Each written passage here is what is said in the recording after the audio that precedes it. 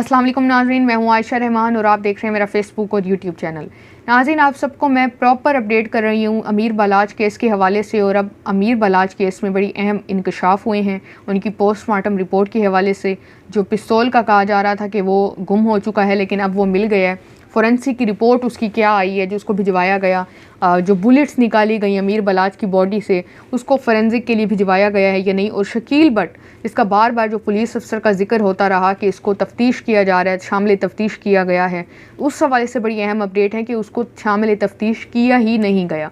तो तफसीलात की जानी बढ़ने से पहले मेरी आपसे वही दरख्वास्त है कि अगर अभी तक आपने मेरा चैनल और मेरा फेसबुक पेज सब्सक्राइब नहीं किया तो लाजमी सब्सक्राइब कर लें और मेरे दीगर टिकटॉक के अकाउंट्स को भी फॉलो कर लें। तमाम अकाउंट्स के जो लिंक हैं वो डिस्क्रिप्शन बॉक्स में मौजूद हैं। अब नाज़रीन, तफसीलात की जानी बढ़ते हुए सबसे पहले और अहम तफसील मैं आपको देती चलूँ तो ये जो कातिल था जिसने अमीर बलाच पे हमला किया, ये बड़ी एक senior reporter, crime report investigator की जानिब से ये बात सामने आई है कि अमीर बलाच ने बुलेट प्रूफ जैकेट पहन रखी थी। अब ये जो बात थी ये बहुत करीबी लोगों को मालूम थी कि अमीर बलाच ने बुलेट प्रूफ जैकेट पहनी हुई है।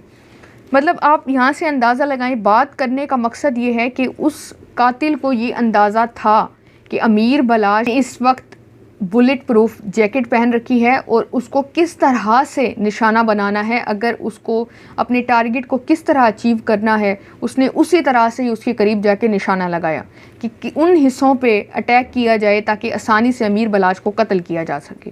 इसके साथ साथ नाज़रीन ये भी बात की जाती रही बार बार कि जो उनके जिनको अमीर बलाच चाचा कह के बुलाया करता था शकील बट, उसको शामिल तफ्तीश किया गया है। लेकिन अब ये खबर सामने आई है कि शकील बट पे कोई शक है ही नहीं, ना इसको उस तरह से अगर शक होता मुलजिम की तरह कोई भी शामिल तफ्तीश नहीं किया गया। शकील बट इस वक्त इन्वेस्टिगेशन में उस तरह से शामिल नहीं है जैसे एक शक की निगाह से जब पुलिस किसी को देखती है और उसको शामिल तफ्तीश करती है। नाज़रीन, ये कि एक करीबी गार्ड को अमीर बलाच के उसको शामिल तफ्तीश किया गया है पुलिस ने, और इसी तरह से दीगर जगहों पे छापे भी हो रहे हैं। ये भी चीज़ें सामने आ रही हैं कि 50 से ज़्यादा जो लोग थे इस कत्ल में मुलव्विस थे और उन तमाम पे हाथ डाला जा रहा है और उनको गिरफ़्तार किया जा रहा है। जियो फेंसिंग भी कराई जा रही है प्रॉपर। उस वक्त उस सारे एरिया में उन तमाम सिम्स को देखा जा रहा है जो वहाँ पे एक्टिव थी या कोई भी किसी का दूसरे शख्स के रब्ता था, तमाम के तमाम रिकॉर्ड्स निकाले जा रहे हैं और प्रॉपर जियो फेंसिंग हो रही है। शकील बट के काफ़ी करीबी साथियों को नदीम वाही और वसीम वाही, इनको जो है वो गिरफ़्तार किया गया। लेकिन लगता ये है, जो ज़राए कहते हैं कि इनसे कोई ख़ास चीज़ें निकलनी नहीं है, लेकिन पुलिस का ये दावा है कि इनके पास अहम मालूमात हैं और हम वो निकालना चाह रहे हैं, उनको डिग आउट करना चाहते हैं और इनको गिरफ़्तार करने का बड़ा अहम मकसद था। मकसद ये था कि मेन कल्प्रिट को गिरफ़्तार किया जा सके। अब नाज़रीन, ये भी चीज़ काफ़ी काबिल गौर है कि जिस पिस्तौल से अमीर बलाच पे हमला किया गया वहीं सेम ब्रांड का पिस्तौल अमीर बलाच के वालिद के कत्ल में इस्तेमाल हुआ था। इसके साथ साथ ये कि गुज़िश्ता वीडियो में मैंने आपको ये ख़बर दी थी कि जो पिस्तौल है वो इस वक्त गायब है, लेकिन फिर ये चीज़ सामने आई कि पिस्तौल उस वक्त जब ये हमला हुआ था, भगदड़ मच गई थी, उस दौरान तो ये पिस्तौल गायब हो गया था, लेकिन फिर शकील बट से ये रिकवर हुआ। मतलब उसने पुलिस के हवाले किया उस पिस्तौल को। अब उसकी फ़ोरेंसिक की बात की जा रही है कि उस पिस्तौल की फ़ोरेंसिक करानी चाहिए, उन बुलेट्स की फ़ोरेंसिक करानी चाहिए। तो लेकिन ना ही उन बुलेट्स की फ़ोरेंसिक हो रही है, ना ही उस पिस्तौल की, और ये कहा जा रहा है कि हम उसको भिजवाएंगे, और मतलब भिजवाने लगे हैं लेकिन ताहाल उनको भिजवाया नहीं जा सका। दूसरा ये कि नाज़रीन, आप सबको अगर याद हो तो गुज़िश्ता वीडियो में मैंने आपसे जिक्र ये भी किया था कि जिस कातिल ने कत्ल किया है, इसके हवाले से मैं बात करती हूँ। बड़ी अहम चीज़, इस कातिल ने जो कत्ल किया था इसकी बीवी, तीसरी बीवी निकल के आई थी और उसी के नाम पे इसकी सिम्स भी थी। जो इसके पास मोबाइल रिकवर हुआ उसी बीवी के नाम पे इसने सिम ले रखी थी। इसके साथ साथ ये कि उस बीवी ने आके बड़ी एक अहम तस्वीर इसके पुलिस के हवाले की।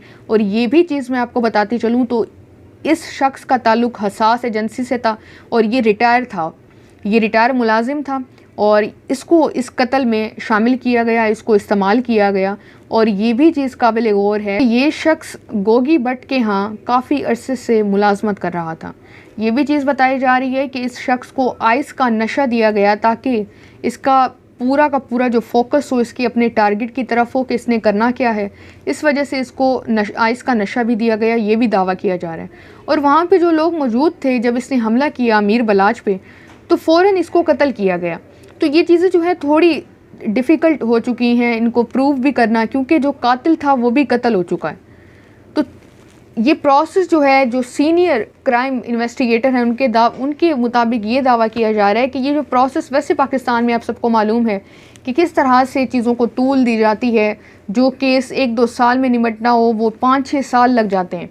तो इस केस के हवाले से भी ये बात की जा रही है कि ये केस इसको प्रोलॉन्ग किया जा सकता है और ये हो सकता है। और जिस दिन अमीर बलाच का कत्ल हुआ उसकी सुबह ही गोगी भट्ट जो है वो रवाना हो गया, मुल्क से फ़रार हो गया, ये भी खबर आ दी। और मैंने आपको ये भी खबर दी थी कि CIA जो है इस वक्त तफ्तीश कर रही है और उनका जो मोटिव है वो यही है, उनका जो ज़्यादा फोकस यही है कि किसी तरह से इंटरपोल के ज़रिए तमाम उन कल्प्रिट्स को गिरफ़्तार करके पाकिस्तान लाया। और आखिर में इतना कि शायद सोच समझ के शायद की गई है कि उस कातिल को उसी टाइम ही मर्डर कर दिया गया, या हो सकता है कि ये उन्होंने गुस्से में कर दिया। लेकिन जो भी चीज़ हुई है, बहरहाल ये भी एक चीज़ काफ़ी डिफ़िकल्ट है कि जो कातिल था वो भी उसी टाइम ही उसको कत्ल कर दिया गया। तो देखिए आने वाले टाइम में क्या होता है। पोस्टमार्टम रिपोर्ट भी इस वक्त नई मंजर आम पे लाई जा रही, और ना ही इस वक्त फोरेंसिक के लिए उन पिस्तौल को या उन बुलेट्स को जो निकाली गई हैं उनको भिजवाया गया है। आने वाले टाइम में इस केस के हवाले से मज़ीद भी चीज़ें सामने आएंगी कि असल में ये मामला मज़ीद किस डायरेक्शन में जा रहा है। मज़ीद अपडेट्स के लिए मेरे अकाउंट्स को फॉलो कर लें, अपना फीडबैक लाजमी दिया करें। अल्लाह हाफ़िज़।